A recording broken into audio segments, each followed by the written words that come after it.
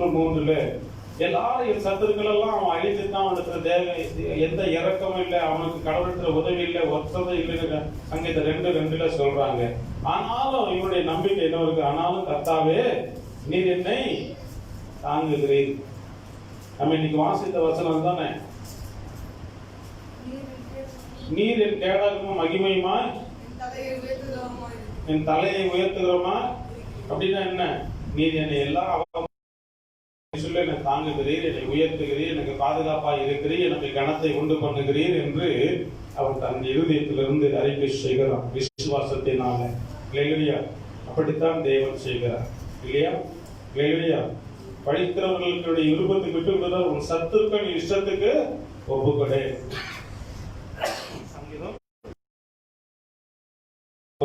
சொல்லப்பட்டிருக்கு நினைக்கிறேன். உன் சத்துருக்கள் இஷ்டத்துக்கு ஒப்புக்கொடே. ஒப்பு கொடுக்க மாட்டார்.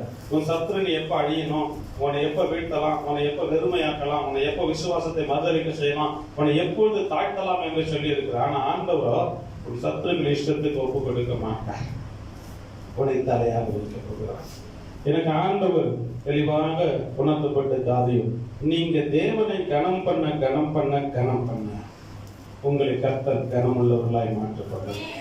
நீங்க அநேக இடத்துல போய் காத்திருக்க வேண்டியதில்லை. உங்களுக்காய் மற்றவர்கள் காத்திருப்பார்கள். உங்களுக்காய், உங்கள் வார்த்தைகளுக்காய், உங்களுடைய ஆசீர்வாதத்துக்காய், உங்கள் வரவுக்காக ஜனங்கள் காத்திருப்பார்கள் என்று. இந்த மாசம் அப்படிதான் ஆயிட்டு.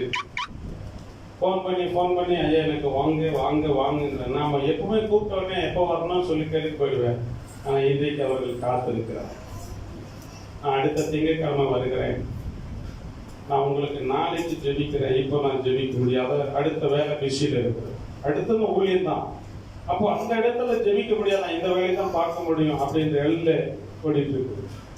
கர்த்தர் நடத்துகிறார் இல்லையா? ஒரு திருமண காரியத்துக்கு முடிவெடுக்க வேண்டிய 5 நாள் அளவும் அவர்கள் இருக்கிறதுக்காக காத்திருக்கிறார். இப்ப தேவனுடைய செயல் என்ன என்பதை சிந்தித்து பாருங்க. அவங்களுக்கு உலகத்துல ஊழியக்காரர் இல்லையா? அவங்க சபை போதகர் இல்லையா? ஆனா முடிவெடுக்கிறதுக்கு நான் ஏமாத்தரும், நான் கடவுளா? கர்த்தருடைய செயல். உங்களுடைய வரவுக்காக, உன் வாயின் வார்த்தைக்காக ஜனங்கள் காத்திருப்பார்கள். உனக்கு கர்த்தர் உயர்வை தருவார். நான் அவ்வளவு பெரிய ஆளா சொல்லுங்க. அப்ப இது எங்கிருந்து வருகிறது? என்னிடத்திலிருந்து அல்ல, என் தேவனிடத்திலிருந்து எனக்கு அது வருகிறது. இல்லையா? உங்களுக்கும் அது வரும். ஏனென்று சொன்னால் தேவனுடைய வார்த்தை ஒருவனுக்கு ஒரு விதமாயும் இன்னொரு விதமாயும் கொடுக்க அவனுடைய பிரயோஜனத்துக்கு என்று. ஆனால் ஆசீர்வாதத்திலும் வாக்குறுதியிலும் யாருக்கும் வித்தியாசம் இல்லை. பட்சபாதம் இல்லாமல் அது எல்லோரும் மேலும் பழிக்கும் நீதியாய் இருக்கிறது. இல்லையா? ஆக ஆண்டவர் இன்றைக்கு உங்களை தலையாய் மாற்றுவார். வாசிக்கலாம் சங்கீத புஸ்தகம் 25வது வசனம். ஆண்டவர் எப்படி உங்களை கனமாக்க உயர்த்த போகிறார் என்பதை நாம் பார்க்கிறோம். எப்பொழுது உயர்த்துவார் என்பதாக அந்த வேத வசனம் இருக்கு. சங்கீதம் 27:5. தீங்கு நாளில் அவர் உன்னை, அதாவது ஆண்டவராகிய இயேசு கிறிஸ்து உன்னை அவருடைய கூடாரத்தில் மறைத்து, உன்னை அவருடைய கூடார மறைவிலே ஒளித்து வைத்து,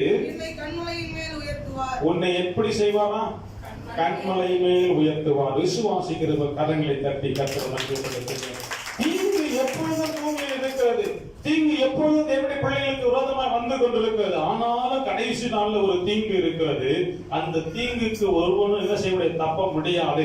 ஆனால் தேவனுடைய பிள்ளைகளுக்கு அங்கே ஒரு இரக்கம் இருக்கும். தேவனுடைய பிள்ளைகளுக்கு ஒரு பாதுகாப்பு இருக்கும். கடைசி நாள்ல, இந்த தீங்கு நாட்கள்ல கர்த்தருடைய பிள்ளைகளுக்கும் கர்த்தரை அல்லாத பிள்ளைகளுக்கு ஒரு வித்தியாசத்தை கர்த்தர் காண பண்ணுவார். இந்த உலகத்துல தேவனை மறுதலித்தவர்களுக்கும், தேவனை விரோதித்தவர்களுக்கும், தேவனை ஏற்றுக்கொள்ளாதவர்களுக்கும், தேவனை அசட்டை பண்ணினவர்கள் மேலும் கர்த்தருடைய கோபாக்கினையாகிய அக்கினி அவர்கள் மேல வந்து விழும்.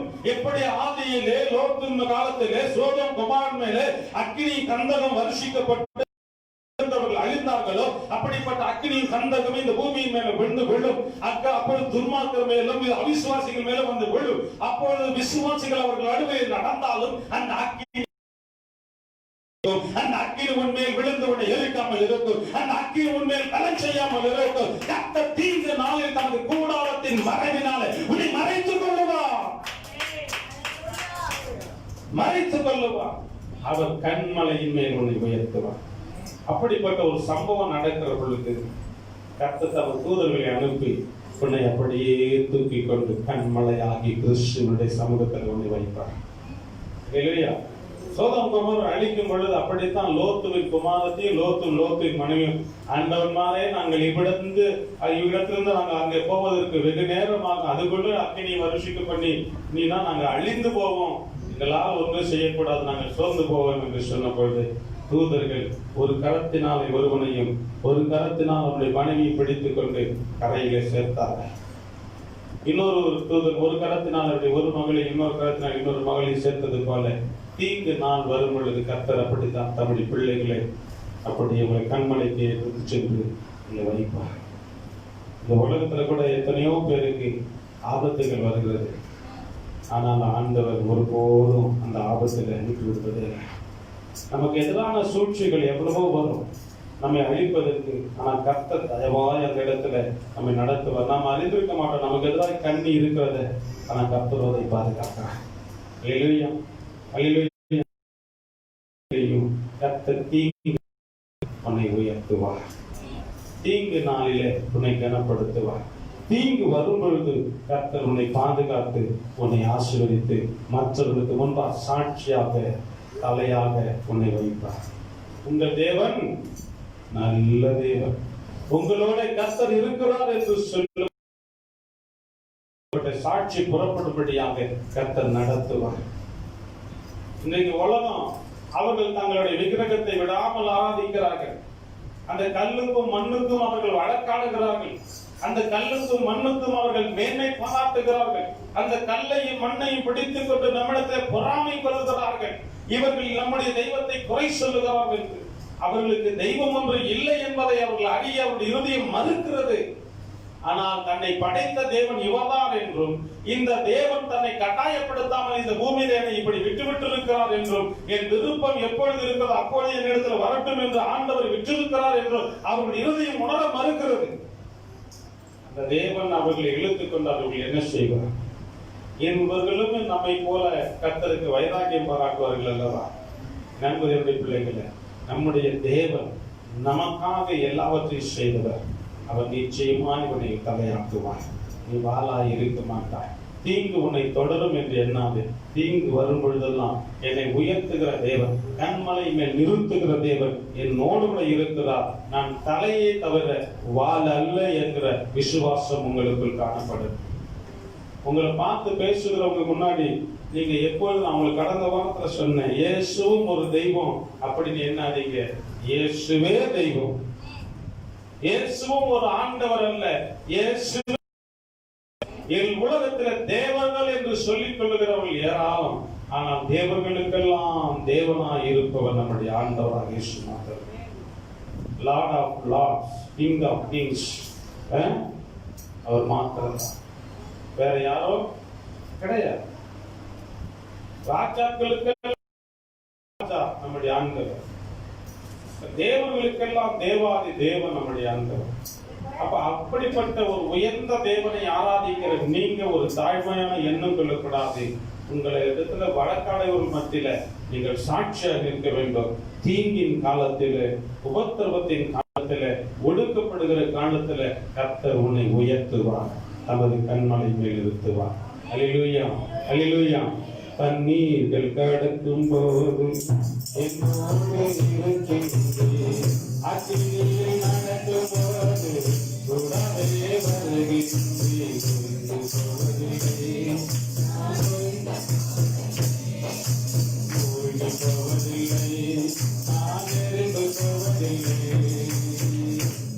அல்லேலூயா. ஒரு நாளும் நாம் எரிந்து போக மாட்டோம். கர்த்தருடைய கரம் நம்மை உயர்த்தும், ஆபத்துக்கு தப்புவிக்கும், உன்னோடு கூட அரணா இருக்கும்.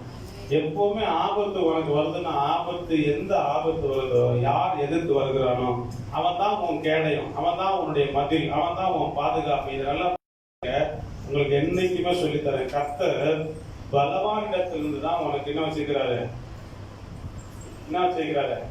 மதுரத்தை வைத்திருக்கிறார். யார் எதிர்க்கிறானோ அவன் தான் உனக்கு அரண், அவன் தான் உனக்கு பாதுகாப்பு. அதை நீ திருப்பணும். அதை எதிர்க்கிற ஆயுதத்துக்கு வேற ஒண்ணும் தெரியாது. அதை பயன்படுத்துகிற கையாளுகிறவருடைய கையில தான் இருக்குது. செங்கடல் எதிர்த்து இருந்தது, ஆனா ஆண்டுடைய வார்த்தையினாலே அந்த எதிர்த்து வந்த செங்கடல் உனக்கு மதிலாய் நின்றது, பாதுகாப்பாய் நின்றது, உனக்கு அரணாய் நின்றது. இல்லையா? யோர்தானை எதிர்த்து வந்தது, பிரவாகித்து வந்தது, ஆனா உனக்கு அது மதிலாய் எதிர்த்து தடுத்து நின்று உனக்கு பாதுகாப்பா இருந்தது. எரிகோவும் உனக்கு எதிர்த்து நின்றது, ஆனால் நீ முன்னேறி செல்வதற்கு அதுதான் உனக்கு படிக்கட்டுகளே. அம்மா உன்னை எதிர்க்கிறவன் தான் உனக்கு அரண். ஆனா நீ தான் பயன்படுத்தணும் விசுவாசத்தினால.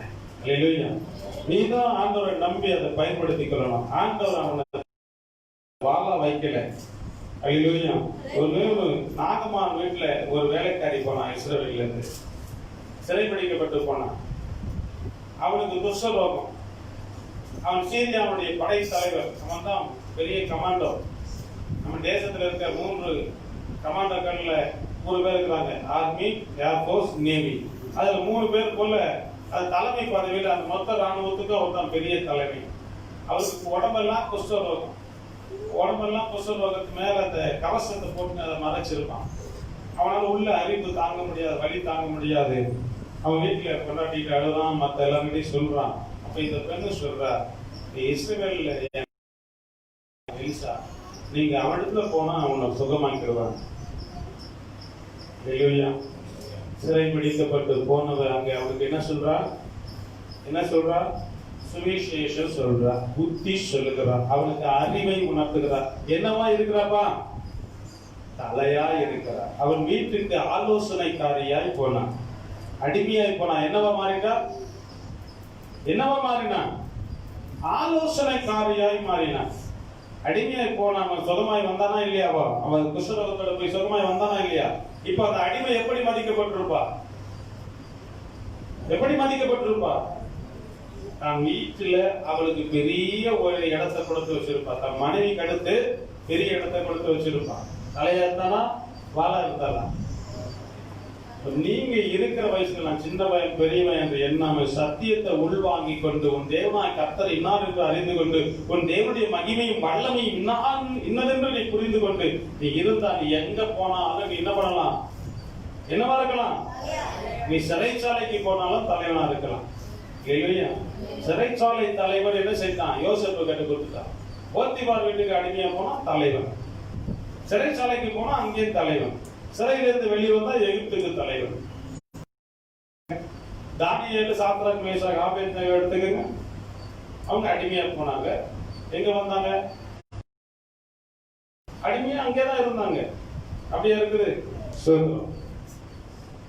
அடிமையா அங்கே இருந்தாங்க அப்படின்னு இருக்குது. அவர்கள் தேசத்துல பிரதமர்களா இருந்தார்கள், தேசத்தின் உயர்ந்த பதவிகளில இருந்தார்கள் என்று எழுதப்பட்டிருக்கு. எப்படி அவங்க அடிமையா வாளா இருந்தவங்க தலையா மாறினாங்க? அவர்களுக்குள்ளே தன் தேவனுடைய நாமத்தின் மேல, தேவனுடைய வல்லமை மேல் ஒரு விசுவாசம் இருந்தது, அதில் ஒரு வைராக்கியம் இருந்தது. அதற்காக அவர்கள் எவ்வளவு ஒடுக்கப்பட்டாலும் பரவாயில்லை என்று சொல்லி அதற்காக தங்களுடைய பிரயோஜனத்தை, தங்களுடைய விசுவாசத்தை, தங்களுடைய தேவனுக்கான வைராக்கியத்தை காண்பிக்க ஆரம்பித்தார்கள். அவர்கள் தலை உயர்த்தப்பட்டது. உன் தேவன் என்னார் என்று அறிந்திருந்தால் நீ உன் எஜமானுக்கு சொல்லலாம் புத்தி. அவர் சோர்ந்து போயிருக்கிற போது நீங்க நம்புங்க, நாம ஜெபம் செய்வோம், கர்த்தர் உங்களையும் உங்க தொழிலை ஆசீர்வதிப்பார்னு சொல்லலாம். உன்னிடத்துல அழுது கொண்டு வருவார்கள், வயதில முதிர்ந்தவர்கள் உங்க வீட்டுக்கு வரலாம், ஏதோ புலம்புவதற்கு வரலாம், ஆறுதல் தேடி வரமாட்டாங்க, தங்களுடைய மனக்குறையை கொட்டி தீர்ப்பதற்கு வரலாம். அவர்களுக்கு நீங்கள் சத்தியத்தை சொல்லலாம். கர்த்தர் ஒருவர் உண்டு, நான் ஒன்றும் செய்ய முடியாது, என் தேவன் மகா பெரியவர், கூப்பிடுகிற காக்கை குஞ்சுகளுக்கும் ஆகாரம் கொடுக்கிறவர், சமுத்திரத்தில் இருக்கிற எல்லா மச்சங்களுக்கும் அவர் ஆகாரத்தை கொடுக்கிறவர், உன்னுடைய தேவைகளை சந்திப்பார் என்று சொல்லுவதற்கு உனக்கு அந்த அறிவு வேண்டும், அந்த வேத அறிவு வேண்டும், உன் தேவனாய் கர்த்தர் மேல் இருக்கிற விசுவாசம் வேண்டும். அப்பொழுது நீ எடுத்து சொல்லிப்பாரு. இந்த நாகமானுடைய அடிமை பெண்ணு சொன்னது போல சொல்லிப்பாரு. அவனுடைய வாழ்க்கையில அற்புதம் நடக்கும். அப்புறம் அவங்க ஒண்ணு நம்புவாங்க, இந்த பிள்ளைனாலதான் இன்னைக்கு உயிரோடவே இருக்கிறேன், இந்த சிஸ்டரால தான் நான் உயிரோடவே இருக்கிறேன், இன்னைக்கு நான் வாழ்றேன்னா அதுக்கு இவங்க தான் காரணம், அவங்கதான் காரணம். உண்மையா பொய்யா? இது உண்மைதானே? சுகம் நான் தரல, கொடுத்தது கர்த்தர். ஆனா சுகம் பெற்றுக்கொள்கிற வழியை காட்டுறது யாரு? உனக்கு நான் வாங்கி தரல, ஆனா உனக்கு படிப்பு சொல்லி கொடுத்த வாத்தியார் நான் தான். சம்பளம் கொடுக்கிற ஓனர் யாரோ, நான் இல்ல, அது கடவுள். ஆனா உனக்கு படிப்பு சொல்லி கொடுத்த வாத்தியார் நான். அப்படித்தான், காரணம் தான் நான், ஆனா கொடுப்பது அவர் தான். இல்லையா? பள்ளிக்கூடத்துல பாடம் சொல்லி கொடுத்த வாத்தியார சம்பளம் உனக்கு கிடையாது. ஆனா என்கிட்ட கத்துக்கிட்டு பாடத்தை கத்துக்கிட்டு போய் நீ போய் வேலை செய்து சம்பளம் வாங்குறீங்க பத்தியா, அந்த சம்பளம் கொடுக்குற எஜமான் தான் கடவுள். அது போலதான் நீங்க சொல்லுகிறதுனால் நீங்கள் கடவுள் அல்ல, நீங்கள் காரணம்.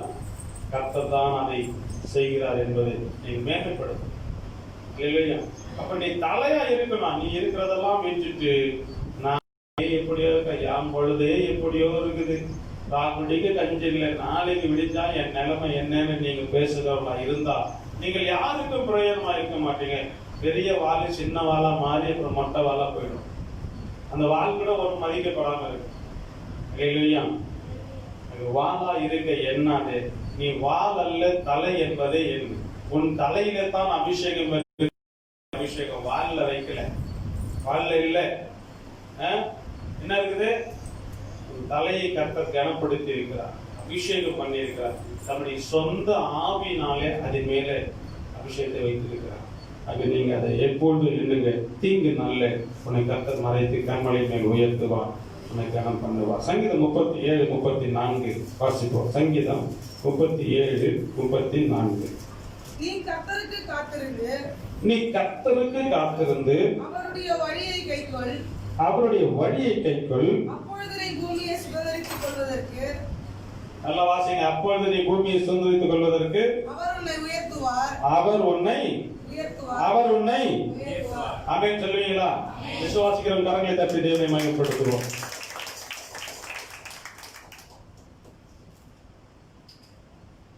என்ன அருமையான வார்த்தை. அல்லேலூயா. ஒரே ஒரு காரியம் தான், யாருக்கு காத்திருக்க போறீங்க? நம்ம வாசித்த உபாகமம் 28:14, நீ என்னுடைய கற்பனைகளையும் கட்டளைகளையும் கை கொண்டு நடப்பாயானால் பிடிக்க மாட்டீங்களா? நானே சொல்லுமா? அப்பொழுது உன்னை அவர் வாழாக்காமல் எப்போ கற்பனைகளையும் கட்டளைகளையும் கை கொண்டு.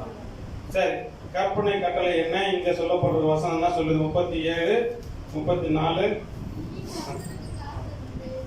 கர்த்தருக்கு பிசாசுக்கு காத்திருந்து, துக்கத்துக்கு காத்திருந்து, பெருமைக்கு காத்திருந்து, என்னுடைய படைபலத்துக்கு காத்திருந்து, நான் வாங்குற கடன் மற்றவங்க கடனை வாங்கி நீங்க ஒரு வழி மாத்திரம் அதுக்கு காத்திருந்து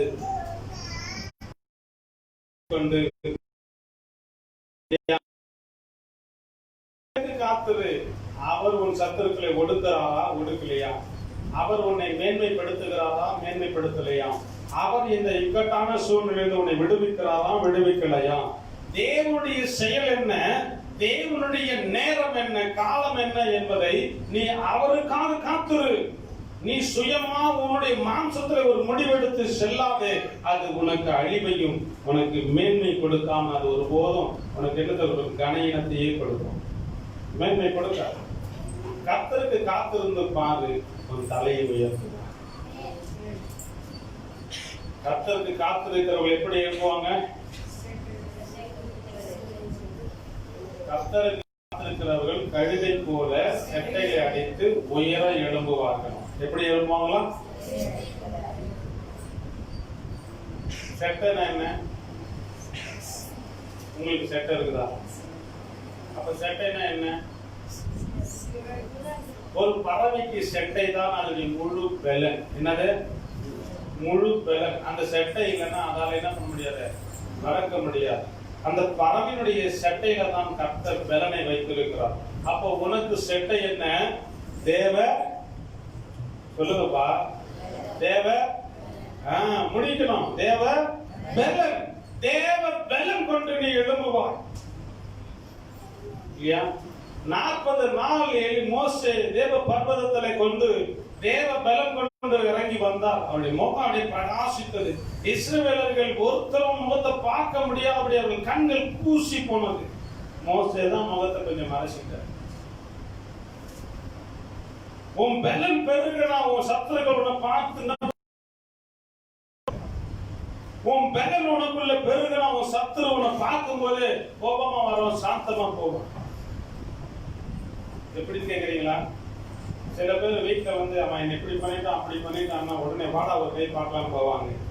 அங்கே அவனோட கூட ஒரு பலவான் கொஞ்சம் ஆள் முழுக்க வாட்ட சாட்டமா நின்னான்னா அவருக்கு நிந்தி போனபடி குமுந்தி என்னடா போகலாம் யோசனை பண்ணி நின்று அங்க போய் ஒரு யோசனை பண்ணி அதுக்கப்புறம் செய்வார். பார்த்துருக்கீங்களா? இது மாம்ச பயம். இதே தேவ பயமா இருந்தா நீங்க இன்னும் எப்படி யோசனை பண்ணி பாருங்க. அவர்கள் இடுப்பெல்லாம் கட்டு விட்டு போகணும், அவர்கள் முழங்கால்கள் தளர்ந்து போகுமா, அவர்கள் எகிப்தியர்களைப் போல பெண்டுகள் ஆவார்கள் என்று எழுதப்பட்டது.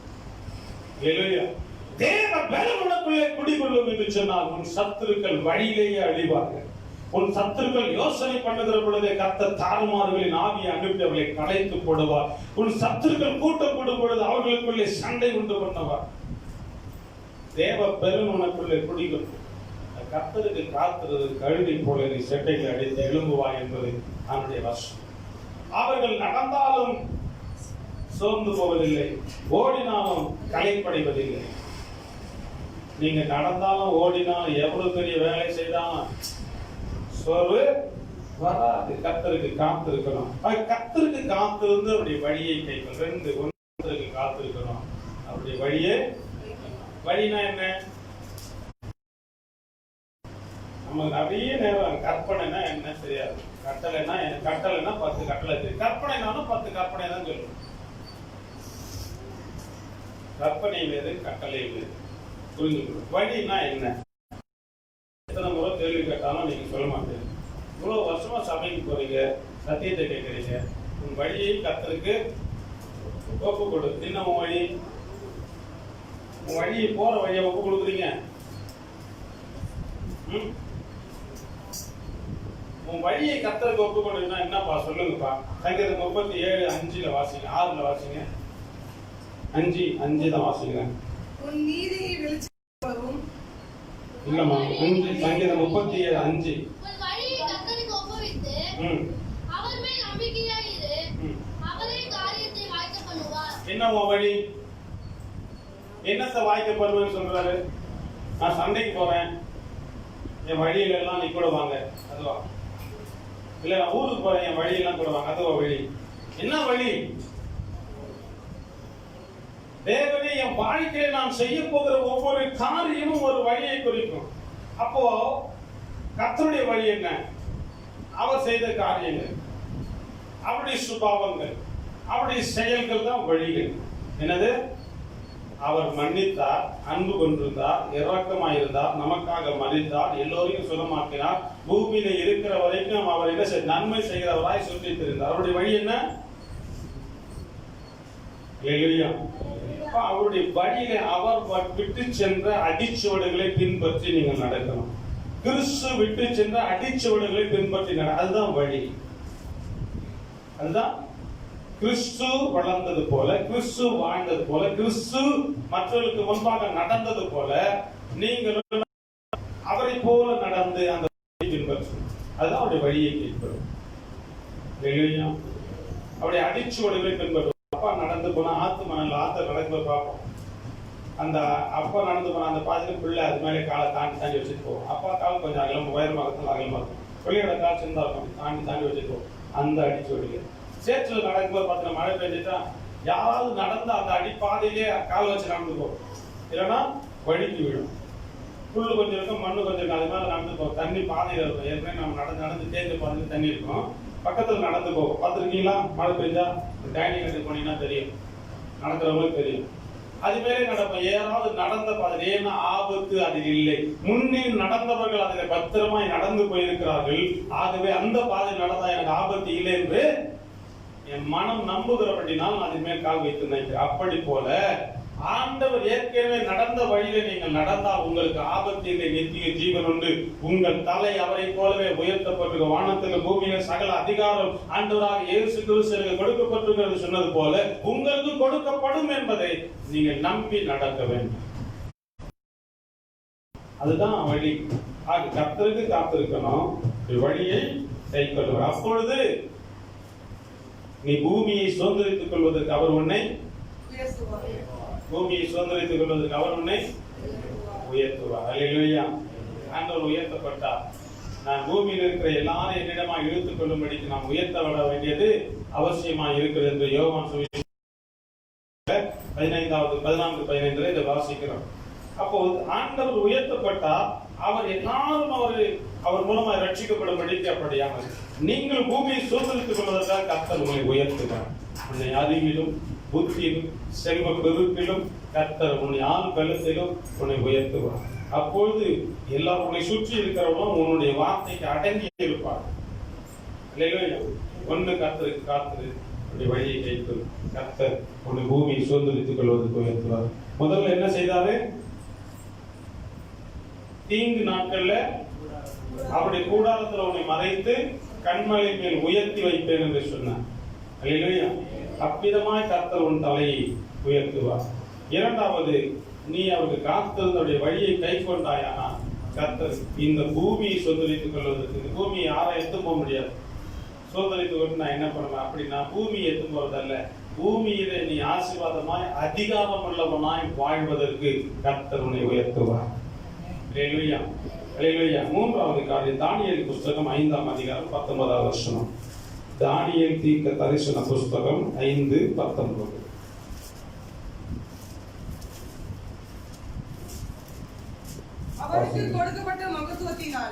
அவருக்கு கொடுக்கப்பட்ட மகத்துவத்தினாலே சகல ஜனங்களும் ஜாதியாரும் பாஷைக்காரரும் அவருக்கு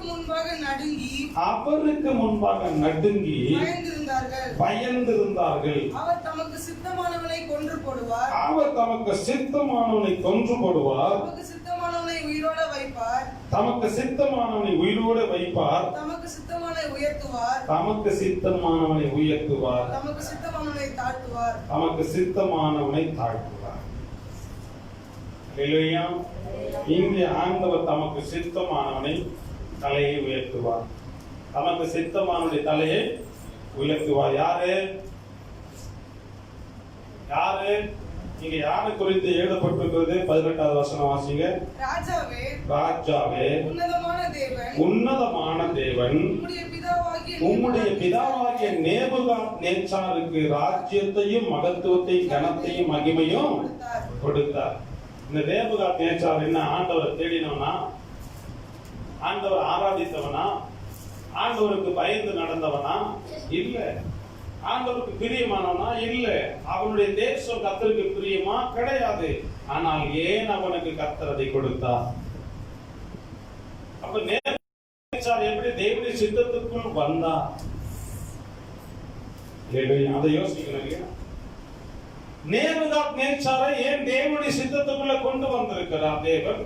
அவன் தேவனை தேடாதவன், தேவனை துதித்தவன் அல்ல, தேவனுக்கு கிருபை பாராட்டினவன், தேவனால் தெரிந்து கொள்ளப்பட்ட ஜாதியும் அல்ல, ஆபிரகாமின் சந்ததியும் அல்ல. எப்படி அவனை தமக்கு சித்தமானவனாய் தெரிந்து கொண்டார்? அவனை தெரிந்து கொண்டு உயர்த்துவதற்கு காரணம் என்ன? இதற்கு எந்த மோகாந்தரமும் இல்லை. அது பூர்வத்திலே அவர் முன்குறித்த சித்தம். பூர்வத்திலே அவர் முன்குறித்த சித்தம். சிலர் நம்ம கேட்கிற கேள்வி எப்படித்தான், அவன் ஒண்ணுமே செய்யலாம் மாட்டேன், என் பூமியில உயர்ந்திருக்கிறான், அவன் கடவுளே தெரியல, பார்த்தா செல்வத்துல பெருக்கா இருக்கிறான், அதிகாரத்துல உயர்ந்தவனா இருக்கிறான், கேள்வி கேட்கிறீங்கல்ல. இப்படித்தான் ஆண்டவர் சிலரை ஏற்கனவே அவர் விதமாய் வைத்திருக்கிறார். கர்த்தர் தான் இந்த நேபுகாத்நேச்சாரை பார்த்துதான், என் ஊழியக்காரனே நீ வா. என்ன சொல்றாரு? நேபுகாத்நேச்சார் ஊழியக்காரனா? ஊழியக்காரனா யாரு? பிரசங்கம் பண்றவனா கேட்க. பிரசங்கம் பண்றவன் தான் ஊழியக்காரன் வச்சுட்டா அதுவும் தப்பு. தேவனுடைய வேலையை செய்கிறவன் தான் ஊழியக்காரன். பிரசங்கம் பண்ணுவது தேவனுடைய வேலை மட்டும் அல்ல. பிரசங்கம் பண்ணுவது மட்டும் தேவனுடைய வேலை அல்ல. அப்ப தேவனுடைய விருப்பத்தை ஒருவன் செய்து முடிக்கிறவன் தேவனுடைய ஊழியக்காரன். யாராவது நல்லா புரிஞ்சுக்க. இந்த இஸ்ரவேல் ஜனங்கள் எருசலேமிலே குடியிருக்கிறவர்கள் தேவனை துக்கப்படுத்துகிறார்கள், தேவனுக்கு விரோதமாக விக்கிரக ஆராதனை செய்கிறார்கள், தேவனுடைய தீர்க்கதரிசி கொலை செய்து கொண்டிருக்கிறார்கள், தேவனுடைய வார்த்தை ஒருபோது ஏற்றுக்கொள்ளாமல் தட்டி கொண்டிருக்கிறார்கள். தேவாலயம் அங்கே மறுதளிக்கப்படுகிறது, தேவனுடைய ஆலயத்திலே அங்கே தேவனுக்கு அருவருப்பானவைகள் பலியிடப்படுகிறது. இப்படி தேவனை துக்கப்படுத்தி கொண்டே இருக்கிறார்கள். இவர்களை என்ன செய்யணும்னா ஆண்டவர் இவர்களுக்கு பாடம் கற்றுக் கொடுக்கணும். என் கையினால அடிக்கலாம்னு பாக்குறேன், எனக்கு வேணாம், எனக்கு நானே என் பிள்ளைய அடிச்சான், ரொம்ப வேதனையா இருக்குது.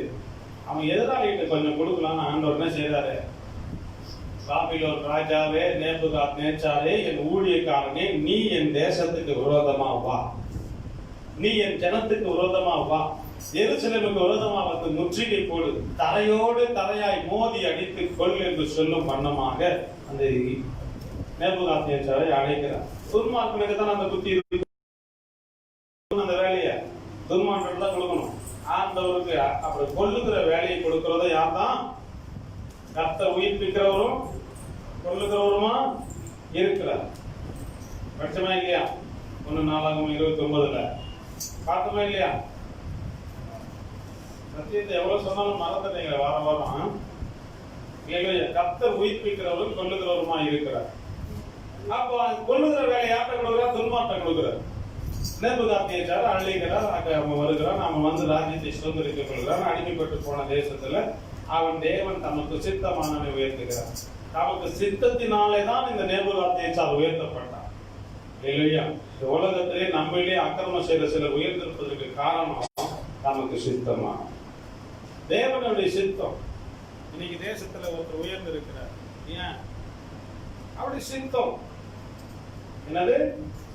தேவனுடைய சித்தம். ஆனா தேவன் பிரியம் கொண்டு அல்ல. இன்னொரு நல்லா புரிஞ்சுக்கணும். சில வேலைகளை இந்த ஜனத்தை உபதிரத்துக்குள்ள அகப்படுத்தணும்னா துன்மார்க்கமான ஒரு ராஜாவை ஏற்படுத்தணும். அது தேவனுடைய சித்தம்.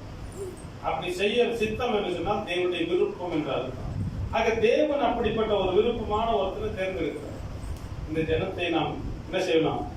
ஒடுக்க வேண்டும், உபத்திரப்படுத்த வேண்டும் என்று அவர்கள் மருதத்தை புரட்டுகிறார்கள், பரிசுத்த குலைச்சலாய் நடக்கிறார்கள், என்னுடைய வாசனத்தை அவர்கள் தப்பாய் போதிக்கிறார்கள், அவர்கள் இருமாப்பாய் நடக்கிறார்கள், அவர்கள் எனக்கு அஞ்சி நடங்குவதில்லை என்ற அந்த மன வேதனை, அந்த மனஸ்தாபம், இப்படிப்பட்ட காரியத்தை தேசத்தில் உண்டு. நமக்கு சித்தமானவனா இருந்தா கர்த்தர் உயர்த்துகிறார். நீங்க அவனை பார்த்து நீங்க என்ன செய்யக்கூடாது? சூடு போட்டுக்கூடாது. புளியை பார்த்து போன சூடு உடம்புதான் புண்ணாயிடும். ஆமா இல்லையா? போடு விடாது, உடம்புதான் புண்ணாயிடும். அது புளியை போல் நீ மாற முடியாது. நீ பூனை என்பதை நீங்க மனசுல வைத்துக்கோ இல்லையா?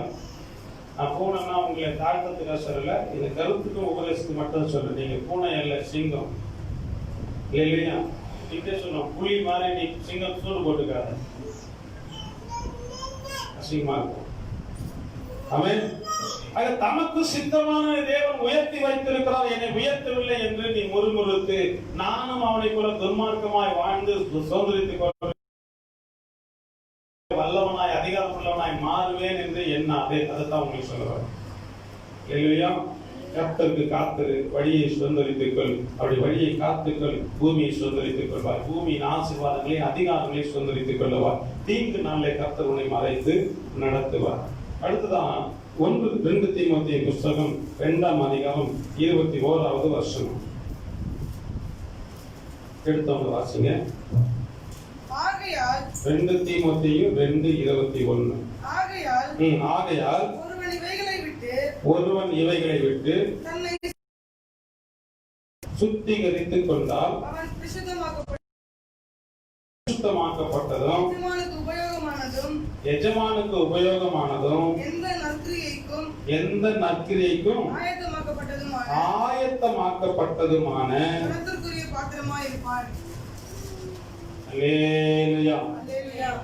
என்ன பாத்திரமா இருப்பீங்க? தலை உயர்த்தப்பட்ட பாத்திரமா இருப்பீர்கள், கனத்துக்குரிய பாத்திரமா இருப்பீர்கள். உங்களுக்காக ஒருவர்கள் ஒரு கூட்டம் காத்திருக்கிறவர்களாய் உங்களை கர்த்தர் மாற்றுவார். அப்ப என்ன செய்யணுமா? எவைகளை விட்டு நீங்க உங்களை சுத்திகரித்துக் கொள்ளணுமா தெரியுமா? 2ஆம் அதிகாரம் 19. அதே புஸ்தகத்துல 2 தீமோத்தேயு 2ஆம் அதிகாரம் 19. ஆகிலும் தேவனுடைய உறுதியான அஸ்திபாரம் நிலைத்திருக்கிறது. தேவனுடைய உறுதியான அஸ்திபாரம் நிலைத்திருக்கிறது. கர்த்தர் தம்முடையவர்களை அறிவார் என்பதும் கர்த்தர் தம்முடையவர்களை அறிவார் என்பதும் கிறிஸ்துவின் நாமத்தை சொல்கிற எவனும் அநியாயத்தை விட்டு விலக கடவான் என்பதும். நிறுத்துங்க. கிறிஸ்துவின் நாமத்தை சொல்றவங்க எத்தனை பேரு? நான் கிறிஸ்தவன், நான் கிறிஸ்துவுக்குள்ள இருக்கிறேன், நான் கிறிஸ்துவ விசுவாசிக்கிறேன் சொல்றவங்க எத்தனை பேரு? நான் கிறிஸ்துவின் நாமத்தினால் பிசாசுகளை ஒற்றேன், வியாதியஸ்தர்களுக்காக நான் ஜெபிக்கிறேன், கிறிஸ்துவின் நாமத்தினாலே எனக்கு எது ஒன்று தேவையானாலும் நான் ஜெபத்தில் பெற்றுக்கொள்கிறேன், கிறிஸ்துவை சொல்லு சத்தமா இல்லையா? அப்ப நீங்க என்ன செய்யணுமா? அநியாயத்தை விட்டு ஆசிங்க சத்தமா, கிறிஸ்துவின் நாமத்தை சொல்லுகிற எவனும் அநியாயத்தை விட்டு விலக. என்னத்தை விட்டு விலகணும்? அநியாயமான எல்லாவற்றையும் விட்டு விலகணும். அப்பொழுது நீ என்னவா இருப்ப? வாசிங்க 2:21 வாசிங்க. ஆகையால் ஒருவன் இவைகளை விட்டு இப்படிப்பட்ட அநியாயத்தை விட்டு தன்னை சுத்திகரித்துக் கொண்டால், பரிசுத்தமாக்கிக் கொண்டால், தன் தேவனுக்கு ஒப்பு கொடுத்து விட்டால், தன் தேவனுக்கு முன்பாக தன்னை நிலைநிறுத்திக் கொள்ளும்படி ஆயத்தமாக்கிக் கொண்டால் எப்படி இருப்பீங்க? கனத்துக்குரிய பாத்திரமா இருப்பீங்க, தலையா இருப்பீர்கள். புரியுதா உங்களுக்கு? சத்தியம் புரியுதா? இல்லையா? நீதிமொழிகள் புஸ்தகம் 3ஆம் அதிகாரம் கடைசி வசனம் வாசிங்க பார்க்கலாம். நீதிமொழிகள் கடைசி வசனம். அப்படிப்பட்டவர்கள் ஆண்டவர் என்ன சொல்றாரு பாருங்க. 3 கடைசி. ஞானவான்கள் என்னதை சுதந்திரிப்பாங்க? கனத்தை பாருங்களா. ஞானவான்கள் மரியாதையும் மேன்மையும் சுதந்திரிப்பார்கள். ஞானவான்கள் எல்லா இடத்திலும் பேரையும் புகழ்ச்சியும் சுதந்திரிப்பார்கள். துன்மார்க்கரோ என்னப்பா? அவமானத்தை அடைவார்கள். நீங்க எதை அடைய போறீங்க? தலையா இருக்க போறீங்களா? வாளா இருக்க போறீங்களா? கனத்தை பெற போகிறீங்களா? கனவீனத்தை பெற போகிறீங்களா? ஞானவானா இருக்க போகிறீங்களா? ஞானம் இல்லாமல் இருக்க போகிறீர்களா? நீங்கள் அநியாயத்தை விட்டு விலக போகிறீர்களா? அநியாயத்திலே நிலை கொண்டிருக்க போகிறீர்களா? முடிவு என்ன? தீர்மானம் செய்ய. நீங்கள் ஞானவான்கள் என்று நான் விசுவாசிக்கிறேன். நீங்கள் எல்லாவற்றிலும் கனத்தை சுதந்திரித்துக் கொள்வீர்கள் என்று நான் விசுவாசிக்கிறேன். நீங்கள் இவைகளை விட்டு விலகுங்க, ஞானத்தை சுதந்திரித்துக் கொள்ளுங்க. எபிரேயர் புஸ்தகம் 2ஆம் அதிகாரம் 7 மற்றும் 9 கூட வாசிக்கலாம். நான் முடிக்கிறேன். எபிரேயர் 2:7, 9.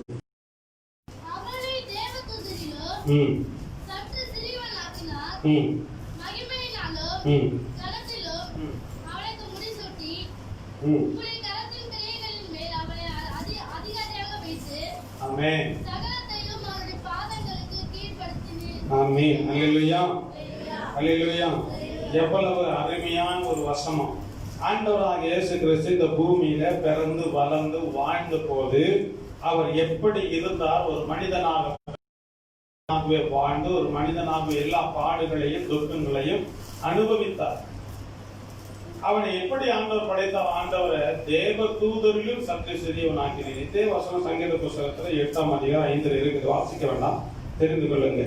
தேவ தூதரிலும் சற்று சிறியவனாக்கினீர், சகலத்தையும் தேவதூதரும் சற்று சிறியவனாக்கினீர், மகிமையினாலும் கனத்தினாலும் அவரை முடிசூட்டினீர். நல்லா கவனிச்சு பாருங்க. மகிமையினாலும் கனத்தினாலும் ஆண்டவர் முடிசூட்டப்பட்டார். அப்ப நீங்களும் நாம என்ன செய்ய போறோம்? முடிசூட்டப்பட போறோம், உயர்த்தப்பட போகிறோம். கிறிஸ்து முன்னே தலையாக்கப்படல, தலையா யாரும் மதிக்கல. அவர் எல்லாம் கனையினார்கள், அவமானப்படுத்தினார்கள், பரீட்சை பார்த்தார்கள், கொலை செய்ய பார்த்தார்கள், அவளை சிறைப்பிடிக்க பார்த்தார்கள், அவளை கட்டி சிறுமைப்படுத்தினார்கள், கன்னத்தில் அடித்தார்கள், கோலினால் கொட்டினார்கள், முகத்திலே காலில் உமிழ்ந்தார்கள், வஸ்திரத்தை உரிந்து நிர்வாணமாக்கினார்கள், சிலுவையில் அடித்தார்கள், முதுகிலே சாட்டையினால் அடித்து சதையெல்லாம் விட்டுப்பட்டார்கள். இவ்வளவு அவமானமும் ஆண்டவருக்கு நடந்தது. ஆனால் இன்றைக்கு எப்படி இருக்கிறார்? மகிமையினாலும் கனத்தினாலும் அவருக்கு முடிசூட்டி உம்முடைய கரத்தின் கிரியைகளின் மேல் அவருடைய கரத்தின் கிரி யாரு? மனுஷன் வார்த்தையினால படைக்கப்பட்டானா கையினால படைக்கப்பட்டானா? வார்த்தையினாலயா? யாரோ ஒருத்தர் வார்த்தையினால் சொன்ன மாதிரி காது கேட்டுச்சு. மனிதன் வார்த்தையினால் படைக்கப்படலை, கையினால் படைக்கப்பட்டான். மற்ற மரம், செடி, கொடி, வானம், பூமிலாம் வாயினால வார்த்தையினால் உண்டாக்கப்பட்டது. நீங்களும் நானும் மட்டும்தான் கையினால் அழகா செய்யப்பட்டோம். இல்லையா? அவருடைய கரத்தின் கிரி நீங்களும் நானும் தான். அப்போ கரத்தின் கிரியை நம்ம மேல அதிகாரியா வைத்தது யாரு? பிதாவாகிய தேவன் இயேசுவை அதிகாரியாக வைத்தார். இந்த உலகத்துல நீங்களும் அப்படிதான் இருக்கிறீங்க. உங்களுக்கு கீழா இருக்கிற விசுவாசத்தை இன்னும் சுதந்திரித்துக் கொள்ளாத, ரட்சிப்பை சுதந்திரித்துக் கொள்ளாத அவிசுவாச மக்களும் அழிந்து போகிற மக்களுக்கு நீங்கள் யாரா இருக்கிறீர்கள்? தலையாக வைக்கப்பட்டிருக்கிறீர்கள். மகிமையினால் கனத்தினால் முடிசூட்டப்பட்டு நீங்கள் அவருடைய கரத்தின் கிரியைகள் மேல நீங்கள் அதிகாரியாக வைக்கப்படுகிறீர்கள். சகலத்தையும் அவனுக்கு, அவனுடைய பாதங்களுக்கு கீழ்ப்படுத்தினீர். என்னவாச்சு? எல்லாம் அவனுடைய கால்களுக்கு கீழே எல்லாம் வந்து விட்டது. எல்லாருடைய முழங்கால்களும் யாருக்கு முன்பா?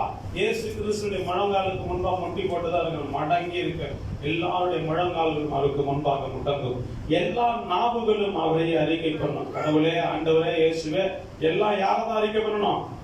இயேசுவை அறிக்கை செய்யும். எல்லாருடைய நாவுகளும் அவரை அறிக்கை செய்யும். அப்படின்னா அவரை கூப்பிடும் என்று சொல்லப்பட்டு நம்முடைய பிள்ளைகளை, இந்த மேன்மையும் கனமும் ஆண்டவராக இயேசு கிறிஸ்துவுக்கு எதனால் வந்தது? கர்த்தர் பிதாவாகிய தேவன் இயேசு கிறிஸ்துவை குறித்து இந்த வேத புத்தகத்திலே அவருடைய தீர்க்கதரிசிகளின் மூலமாக உரைக்கப்பட்ட வார்த்தையின்படியே இந்த உலகத்திலே வாழ்ந்து போனதினால், மரித்து போனதினால், அவருடைய கிரியைகளை செய்து முடித்து போனதினால், தேவனுடைய வழியிலே, அதாவது பிதாவாகிய தேவனுடைய வழியிலே நடந்ததினால், அவருடைய கற்பனைகளை கை நடந்ததினால் அவர் இந்த கனத்துக்கும் மகிமைக்கும் பாத்திரவானாக இந்த எல்லா உலகத்தில் இருக்கிற ஜனங்கள் மேலும் அதிகாரியாக நியமிக்கப்பட்டார். தேவனுடைய கர்த்தருக்கு காத்திருக்க கற்பனைகளை கட்டளையிலும் நீங்க அதன்படி நடப்பதற்கு பிரயாசப்படுங்க. கர்த்தர் உங்களை உயர்த்துவார். உங்கள் தலையை